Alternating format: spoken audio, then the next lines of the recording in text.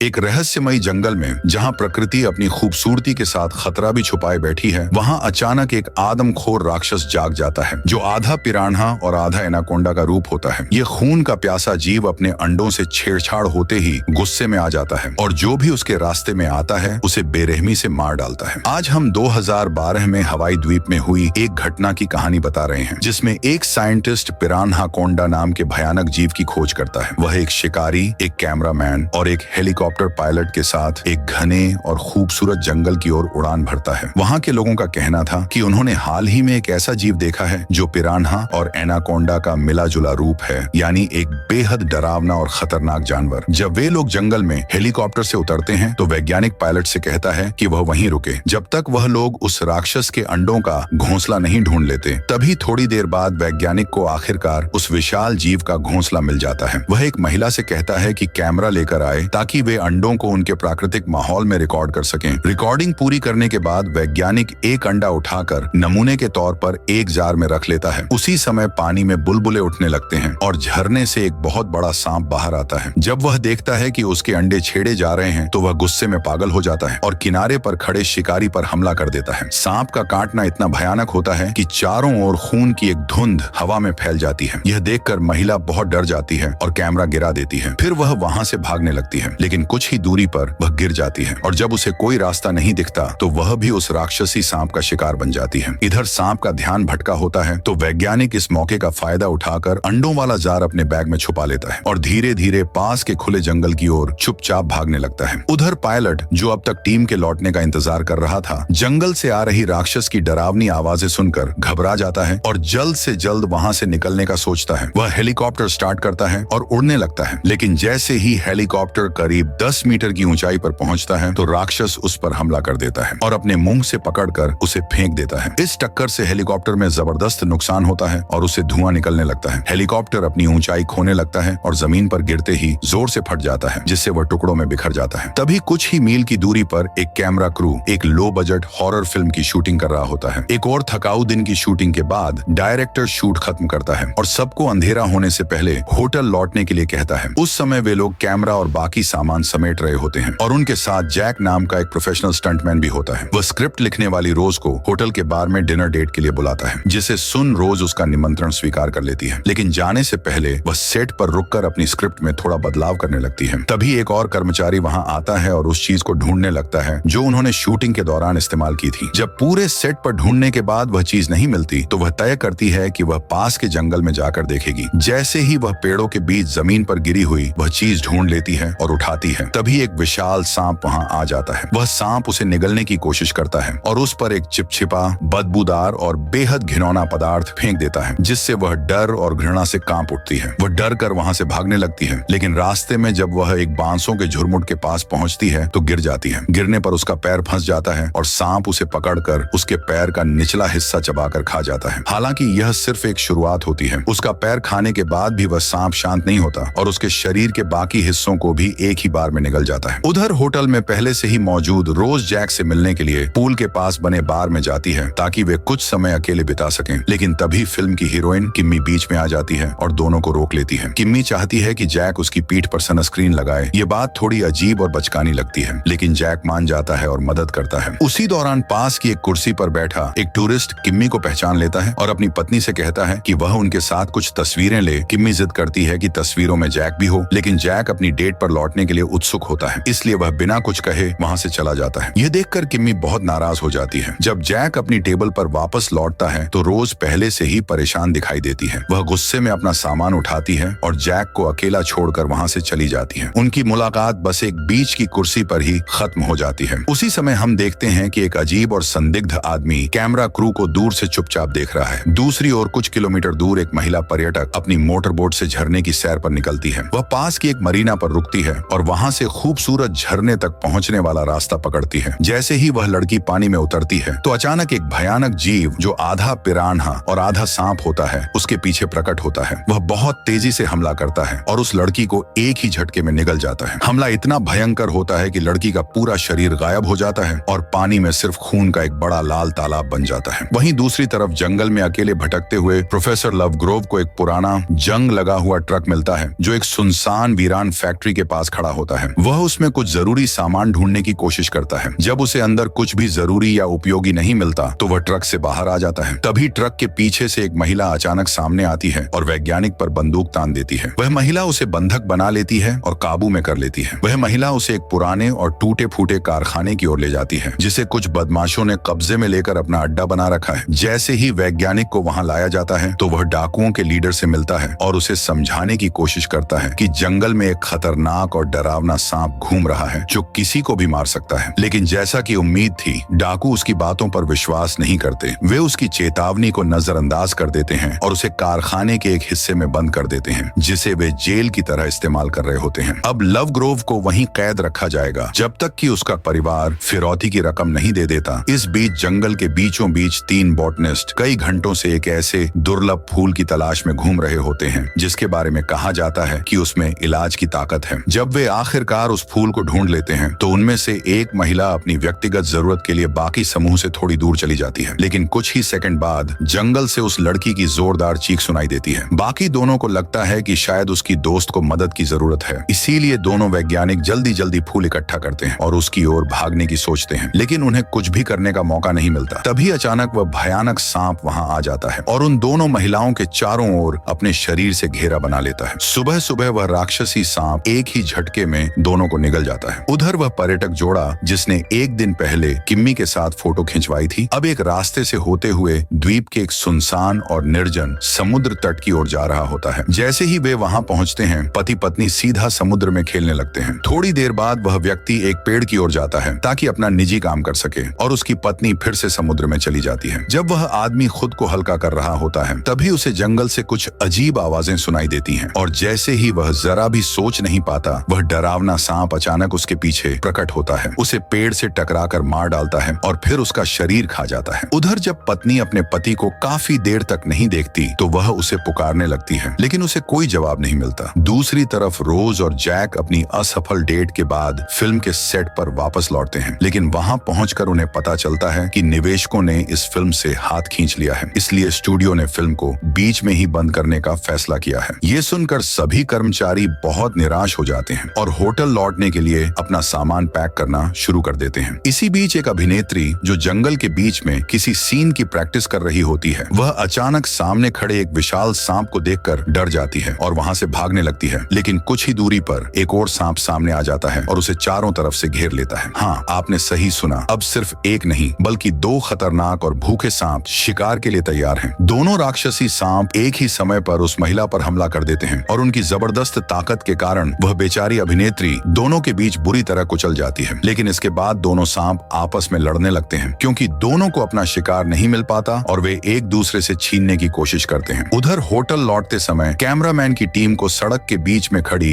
एक कार दिखती है। वे सोचते हैं कि शायद किसी को मदद की जरूरत है, इसलिए वह रुकने का फैसला करते हैं, लेकिन यह उनकी बहुत बड़ी गलती होती है क्योंकि वह कार एक जाल होती है। तभी वहीं दिखाई देता है आर्टुरो, जो एक दिन पहले पूल में उन पर नजर रख रहा था। वह असल में डाकुओं का लीडर होता है। जैसे ही वह बंदूक निकालता है तो कुछ और अपराधी झाड़ियों से निकल आते हैं और पूरी टीम को घेर लेते हैं। टीम घबरा जाती है लेकिन खुद को शांत रखने की कोशिश करती है। मिलो, जो उस रद्द की गई फिल्म का निर्देशक है, वह डाकुओं को समझाने की कोशिश करता है कि वे कैमरामैन को छोड़ दें और शांति से जाने दें, लेकिन इसके जवाब में डाकू उसके पैर में गोली मार देते हैं। इसी अफरा तफरी में स्पेशल इफेक्ट्स का हेड, जो शूटिंग के दौरान धमाकों का काम संभालता है, वह जमीन पर एक बम फेंक देता है जिससे एक बड़ा धूल और धुएं का गुब्बार उठता है। इसका फायदा उठाकर वह और जैक वहां से भागने लगते हैं। दोनों अपनी जान बचाने के लिए दौड़ते हैं और बच निकलने का मौका बढ़ाने के लिए जंगल में अलग अलग दिशाओं में भाग जाते हैं। भागते समय स्पेशल इफेक्ट्स वाला आदमी डाकुओं में से एक को मार गिराने में सफल हो जाता है, लेकिन जैक इतना भाग्यशाली नहीं होता। वह एक नदी में कूद जाता है और खुद को छुपाने के लिए जितनी देर हो सके पानी के नीचे रहने की कोशिश करता है, लेकिन एक बड़ी समस्या ये होती है कि डाकू ने उसे कूदते हुए देख लिया होता है। वह नदी की तरफ गोली चलाने लगता है। हालांकि ये गोलियों की आवाज और शोर मचाना जैक के लिए फायदेमंद साबित होता है, क्योंकि उसी शोर ने पास ही छुपे हुए म्यूटेंट सांप का ध्यान खींच लिया। सांप तुरंत वहां आता है, डाकू को विचलित और अकेला पाता है और उसे एक ही झटके में निगल जाता है। जब जैक को एहसास होता है कि अब कोई गोली नहीं चल रही है तो वह धीरे धीरे पानी की सतह पर आता है और देखने की कोशिश करता है कि उसका पीछा करने वाला कहीं नजर तो नहीं आ रहा। जब उसे यकीन हो जाता है कि वहां अब कोई नहीं है तो वह जल्दी से मौके का फायदा उठाकर फिर से जंगल के अंदर भाग जाता है। उधर वह डाकू जिसे स्पेशल इफेक्ट्स वाले ने बेहोश कर दिया था अब होश में आता है। वह भी भागे हुए लोगों को ढूंढते हुए जंगल में इधर उधर घूमने लगता है। इसी दौरान उसे जमीन पर एक कैमरा पड़ा हुआ मिलता है। वह उसे उठाता है और उसे अपने नेता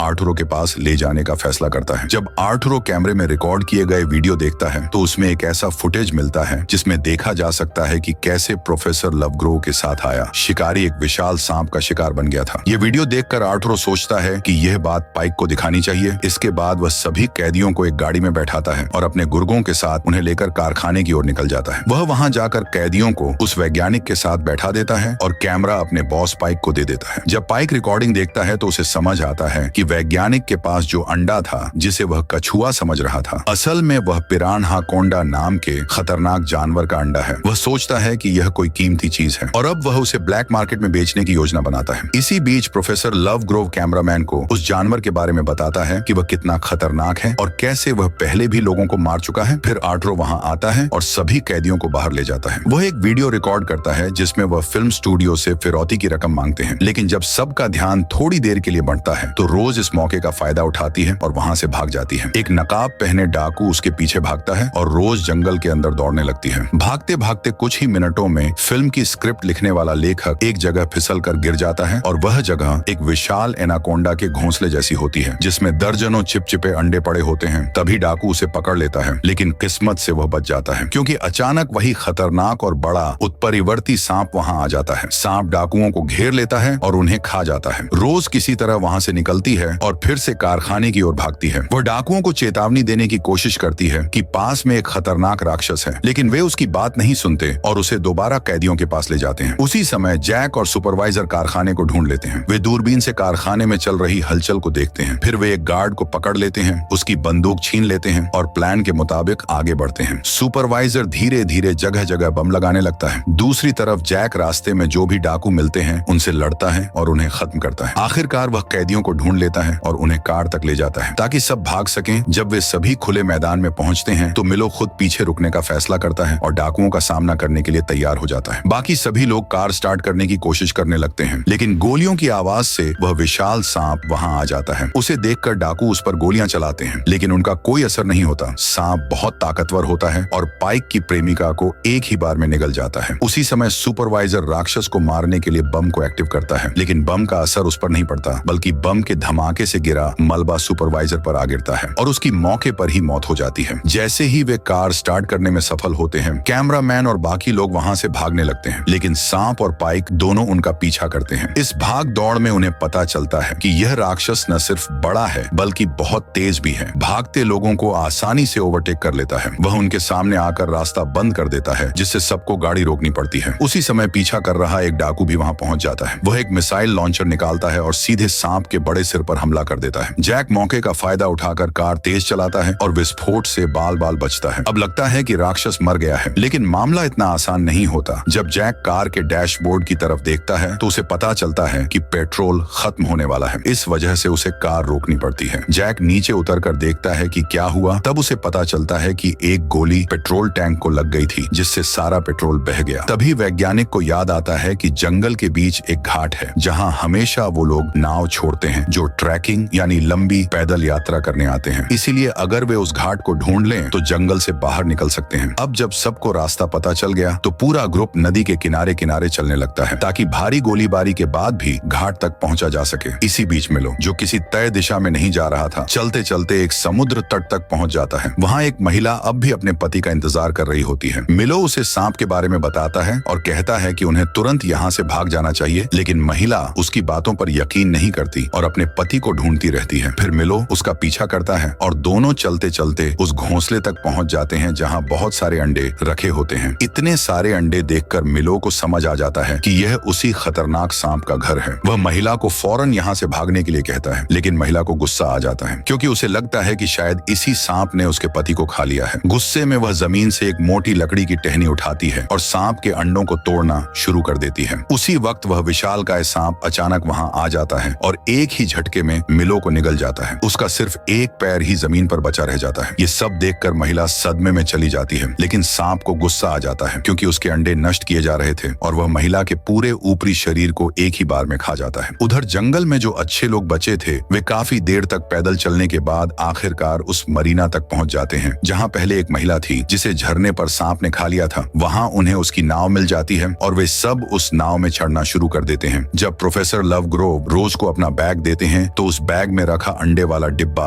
बाहर दिखने लगता है। तभी स्क्रिप्ट राइटर उसे बैग से निकालकर सभी को दिखाता है। अब सबको समझ आता है कि वो राक्षसी सांप उनका पीछा क्यों कर रहा था। वो तो बस अपना अंडा वापस पाना चाहता था। यह सुनकर जैक को वैज्ञानिक पर गुस्सा आ जाता है और वह तय करता है कि वह फिर से उस घोंसले में जाएगा और वहां मौजूद बाकी अंडों को और उस खतरनाक सांप को हमेशा के लिए खत्म कर देगा। इसके लिए जैक बम तैयार करने के लिए सुपरवाइजर की कार की तरफ जाता है। जब वह कार में डेटोनेटर जोड़ रहा होता है तभी पाइक अपने गुर्गों के साथ वहां पहुंचता है और जैक के कंधे में गोली मार देता है। इसी दौरान समुद्र तट पर वो खतरनाक सांप फिर से दिखाई देता है। अपराधी डरकर उस पर गोलियां चलाने लगते हैं लेकिन सांप उन पर हमला कर देता है और एक ही बार में 3 लोगों को मार डालता है। इसके बाद वह आर्ट्रो और पाइक को भी खत्म कर देता है। इस बात का फायदा उठाते हुए कि अब सारे डाकू मर चुके हैं, जैक, रोज और किम्मी वहां से भागने लगते हैं। इसी बीच प्रोफेसर लवग्रोव को अपना अंडा वापस पाने का मौका मिल जाता है तो वह भी किसी तरह नाव पर वापस पहुंचने की कोशिश करता है। किम्मी डेटोनेटर लेने के लिए गाड़ी की तरफ दौड़ती है लेकिन तभी सांप कार के पिछले हिस्से को तोड़ देता है और किम्मी को बहुत आसानी से निकल जाता है। जैसे ही बाकी लोग भागते हैं जैक को रास्ते में एक डाकू की लाश मिलती है और वह उसकी बंदूक उठा लेता है। इसके बाद वह रोज से कहता है कि वह वापस नाव पर जाए। जब रोज चली जाती है तो जैक अकेले उस जगह को तलाशने निकलता है जहां से सांप आया था। तभी उसे सुपरवाइजर का बैग मिलता है जो डायनामाइट से भरा होता है और साथ में उसे एक डाकू की बाइक भी मिलती है। उधर जैसे ही लड़की नाव वाले किनारे पर पहुंचती है तो स्क्रिप्ट राइटर देखती है कि प्रोफेसर लवग्रोव अकेले नाव लेकर जा रहा है तो वह पीछे छूटने से डर कर दौड़ पड़ता है। उसे लगता है कि जैक अब मर चुका है, इसीलिए प्रोफेसर लवग्रोव नाव स्टार्ट करता है और नदी में भागने लगता है। लेकिन तभी हम देखते हैं कि म्यूटेंट सांप पानी में छिपकर उनका पीछा कर रहा है। रोज को यह सोचकर हैरानी होती है कि आखिर वो सांप अब भी उनका पीछा क्यों कर रहा है। जब वह प्रोफेसर का बैग चेक करती है तो उसे पता चलता है कि इसके पास अब भी वह अंडा है। अब साफ हो जाता है कि सांप इसलिए पीछा कर रहा था क्योंकि वह अपना अंडा वापस लेना चाहता था। तभी वैज्ञानिक और रोज के बीच झगड़ा हो जाता है जिसमें अंडा हाथ से फिसल कर पानी में गिर जाता है, जिसे देख वैज्ञानिक उस अंडे वाले बर्तन को वापस लेने के लिए झुकता है लेकिन रोज उसे नदी में धक्का दे देती है। फिर वह खुद वह बर्तन उठाती है और नाव को अपने नियंत्रण में लेकर घाट की ओर वापस चल देती है। वैज्ञानिक वहीं पानी में रह जाता है और उसी सांप द्वारा निगल लिया जाता है जिसका वह अध्ययन कर रहा था। जब रोज मरीना पहुंचती है तो वह जंगल से बाहर निकलने के लिए दौड़ती है और रास्ते में जैक से मिलती है जो क्वाड बाइक लेकर आता है। फिर वे दोनों मिलकर घोंसले के पास झरने की तरफ जाते हैं। वहां वे अंडे के बर्तन में डायनामाइट डालते हैं और उसे सांप की तरफ फेंकते हैं। सांप उसे अपने मुंह से पकड़ लेता है ताकि अपने बच्चों को बचा सके। इसके बाद विस्फोट से बचने के लिए जैक और रोज नदी में कूद जाते हैं। जैसे ही बम फटता है सांप मारा जाता है और कहानी का अंत हो जाता है। अब उन्हें लगता है कि उन्होंने उस खतरनाक जानवर से हमेशा के लिए छुटकारा पा लिया है। जैक और रोज खुश होकर एक दूसरे को किस करते हैं और जश्न मनाते हैं। वे अपनी अगली डेट की बात भी करते हैं लेकिन तभी अचानक एक तीसरा म्यूटेंट सांप आता है और उन्हें कुचल देता है। यहीं पर पिराना कोंडा की कहानी खत्म होती है। तो आपको यह फिल्म कैसी लगी नीचे कमेंट करके जरूर बताएं।